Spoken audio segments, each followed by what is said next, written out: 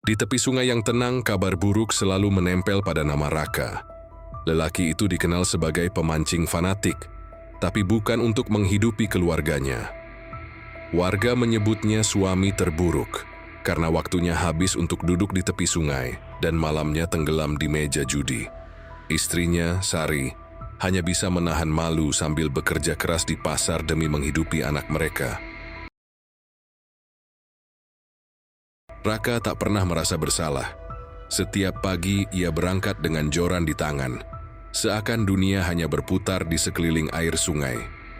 Sari yang berpeluh menjajakan sayur hanya bisa menunduk ketika tetangga bergosip. Mereka tahu beban keluarga sepenuhnya ditanggung Sari, sementara sang suami larut dalam kesenangan egois yang tak ada habisnya. Anak mereka, Rini, kerap menunggu ayahnya pulang dengan harapan sederhana, ditemani belajar, atau sekadar dibelikan permen. Namun harapan itu jarang terpenuhi. Raka lebih sering pulang larut malam dengan bau arak menyengat dan dompet kosong karena kalah judi. Rini hanya bisa menatap ibunya yang letih, menahan tangis kecil sambil mengerjakan PR tanpa suara. Bagi warga desa, Raka adalah contoh nyata kegagalan seorang kepala rumah tangga. Tak ada satupun tetangga yang iri dengan kehidupannya. Ia sering menjadi bahan omongan di warung kopi. Namun, Raka menutup telinga dari cibiran itu. Baginya hidup adalah soal mencari kesenangan saat ini, tanpa memikirkan besok. Seakan waktu dan tanggung jawab tak pernah menjadi urusannya. Sari tak pernah benar-benar berani membantah. Ia masih menyisakan secuil harapan bahwa suatu hari Raka akan berubah. Saat ia pulang dengan tangan kosong, Sari tetap menyiapkan makanan seadanya. Saat ia pulang mabuk, Sari tetap merawatnya. Dalam hati, ia tahu dirinya sedang membesarkan anak seorang diri, tapi tetap menggantungkan doa agar Raka tersadar. Raka justru semakin menjadi-jadi. Saat hasil pancingannya lumayan, ikan itu tak dibawa pulang, melainkan dijual diam-diam. Uangnya entah untuk beli rokok atau sekadar modal judi. Ironisnya, ia tetap merasa bangga sebagai pemancing hebat yang bisa duduk berjam-jam di tepi sungai. Padahal kenyataannya keluarganya menanggung lapar. Rini tumbuh dengan pandangan getir terhadap sosok ayahnya.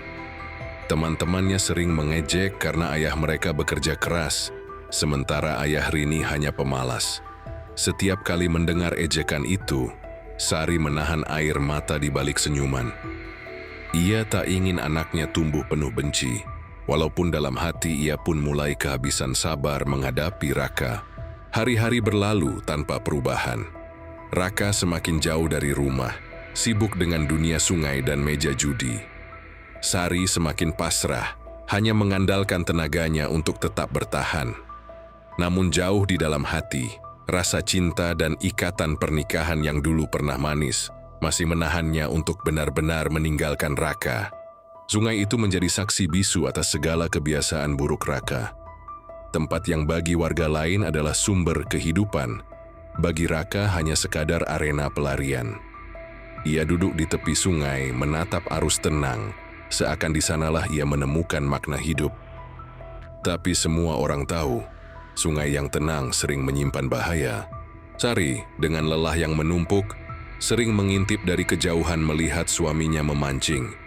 Ia tak lagi meminta banyak. Hanya berharap suatu hari Raka menoleh ke arah rumah, menyadari betapa anak dan istrinya menantikan peran seorang ayah. Namun, entah mengapa, doa itu tak pernah terjawab, dan hari buruk seakan semakin dekat. Suatu sore, langit desa tampak muram. Raka duduk di tepi sungai seperti biasa dengan rokok terselip di bibirnya. Warga yang lewat hanya menggeleng, bosan melihat kebiasaan lelaki itu. Tidak ada yang bisa menahannya, bahkan Sari pun sudah kehilangan kata-kata. Sungai seakan menjadi rumah kedua bagi Raka, tempat ia melarikan diri dari tanggung jawab. Hari itu arus sungai tampak sedikit lebih deras.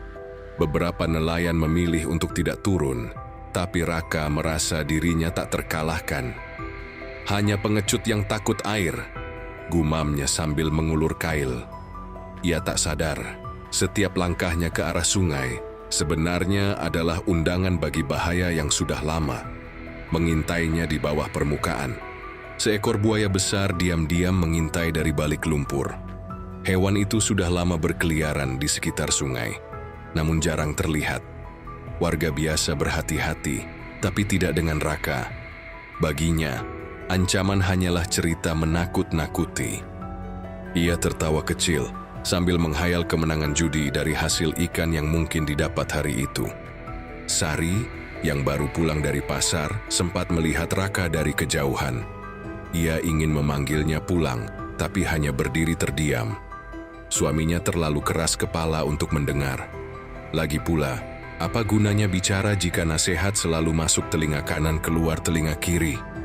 Dengan berat hati, Sari hanya bisa menatap punggung lelaki itu dari jauh. Tiba-tiba, suara kecipak keras memecah kesunyian. Raka berteriak, tubuhnya terseret ke dalam air. Orang-orang yang kebetulan melintas hanya bisa panik. Ada yang berusaha berlari mendekat, tapi semuanya terjadi terlalu cepat. Buaya besar itu mencengkeram kaki Raka, mengguncangnya dengan kekuatan brutal, lalu menariknya ke dalam arus yang keruh. Jeritan Raka menggema, namun segera hilang ditelan riak sungai. Yang tersisa hanyalah riuh air bercampur darah, membuat siapapun yang melihat terpaku dengan ngeri. Warga hanya berdiri kaku di tepian, tak ada yang cukup berani melompat menyelamatkan. Semua tahu sekali buaya menggigit, mustahil melepas kecuali dengan maut. Kabar kematian Raka menyebar cepat ke seluruh desa. Ada yang kaget, ada yang menganggapnya balasan setimpal. Begitulah akhir orang malas, bisik seorang lelaki di warung. Tapi bagi Sari, berita itu bagaikan petir di siang bolong. Meski hatinya dipenuhi luka karena perlakuan Raka, air matanya tetap jatuh tak tertahan. Di depan warga, Sari menjerit dan meratap.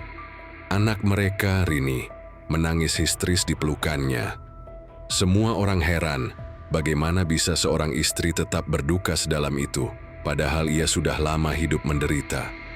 Namun itulah hati Sari, cinta. Betapapun telah dilukai tetap meninggalkan bekas yang tak mudah hilang. Jenazah Raka tak pernah ditemukan. Sungai menelannya begitu saja, meninggalkan hanya kenangan pahit. Upacara doa sederhana digelar di rumah. Warga datang, sebagian untuk menghibur, sebagian lain sekadar ingin memastikan kabar itu benar. Sari duduk diam, wajahnya pucat, hatinya diliputi pertanyaan yang tak kunjung terjawab. Malam itu, setelah semua orang pulang, Sari duduk sendirian di kamar. Air matanya belum kering, tapi pikirannya dihantui rasa penasaran. Mengapa meski suaminya begitu buruk, hatinya tetap terasa kosong dengan kepergiannya? Ada rahasia yang ia rasakan, seolah Raka menyimpan sisi lain yang tak pernah benar-benar ia pahami. Hari-hari setelah kepergian Raka dipenuhi keheningan. Sari mencoba menguatkan diri demi Rini, meski beban kini sepenuhnya ada di pundaknya. Ia berusaha meyakinkan diri bahwa ini adalah akhir dari penderitaan. Namun setiap kali melihat joran peninggalan Raka, hatinya kembali terguncang. Ada rasa kehilangan yang tak bisa dijelaskan dengan logika. Suatu pagi seorang nelayan datang ke rumah membawa sebuah karung lusuh. Di dalamnya terdapat ikan hasil tangkapan yang ternyata sudah lama disimpan Raka. Nelayan itu berkata, Raka sering menitipkan hasil pancingannya padanya untuk dijual, namun selalu berpesan agar uangnya tidak diketahui Sari. Sari terdiam, dadanya terasa sesak. Dari nelayan itu, Sari mengetahui bahwa uang hasil penjualan ikan bukan untuk dirinya, melainkan untuk membayar hutang judi. Anehnya, meski begitu, tak ada rentenir yang pernah berani datang ke rumah menagih. Rupanya, Raka sengaja menanggung semua tekanan itu sendiri, agar Sari dan Rini tidak ikut terseret dalam ancaman. Malamnya, Sari menemukan sebuah kotak kayu kecil tersembunyi di bawah dipan. Isinya adalah surat tulisan tangan Raka. Dalam surat itu, Raka mengaku sakit parah dan tidak ingin keluarganya menanggung beban penyakitnya. Ia memilih menutupi semuanya dengan cara bodoh, berpura-pura sibuk dengan pancingan dan judi. "Jika aku pergi nanti," tulis Raka, "anggaplah aku suami terburuk agar kalian bisa membenciku. Lebih mudah bagimu melanjutkan hidup tanpa harus menanggung sakitku." Kalimat itu membuat Sari menangis terseduh. Selama ini ia hanya melihat sisi buruk Raka. Namun di balik semua itu, ternyata ada niat melindungi yang tersembunyi. Rini yang masih kecil mendekati ibunya. Ia tak paham betul isi surat itu. Namun melihat ibunya menangis membuatnya ikut terseduh. Sari memeluk anaknya erat sambil berbisik bahwa ayah mereka memang banyak salah, tapi tetap meninggalkan jejak cinta dengan caranya sendiri, meski caranya salah dan menyakitkan. Warga desa tak pernah tahu rahasia itu. Bagi mereka, Raka tetap dikenang sebagai suami pemalas yang mati konyol. Namun bagi Sari, ia menyimpan kebenaran pahit itu seorang diri. Ia tak ingin orang lain tahu, karena mungkin dunia lebih mudah menerima cerita tentang suami buruk ketimbang lelaki rapuh yang berkorban diam-diam. Di malam-malam sepi, Sari sering duduk di beranda, menatap arah sungai. Ada rindu yang tak bisa dihapus, meski penuh luka. Kadang ia membayangkan Raka duduk dengan joran di tangan, tersenyum dengan kebodohannya. Sungai yang dulu jadi musuh kini menjadi tempat ia berbicara dengan kenangan yang tak akan pernah kembali. Bagi Rini, ayahnya akan tetap menjadi sosok yang rumit. Ia tumbuh dengan cerita pahit, namun juga menyimpan selembar surat yang menjadi bukti cinta tersembunyi ayahnya. Sari berjanji, suatu hari nanti ketika Rini dewasa, ia akan menceritakan semuanya. Bukan untuk memaafkan sepenuhnya, tapi agar ia tahu kebenaran tak sesederhana gosip. Kisah Raka berakhir tragis, namun meninggalkan pelajaran dalam. Kadang orang yang tampak paling buruk pun menyimpan alasan yang tak diketahui siapapun. Sari sadar cintanya mungkin salah tempat, tapi tak pernah benar-benar sia-sia. Dan di tepian sungai itu, cinta, luka, dan rahasia akan selalu mengalir bersama arus waktu.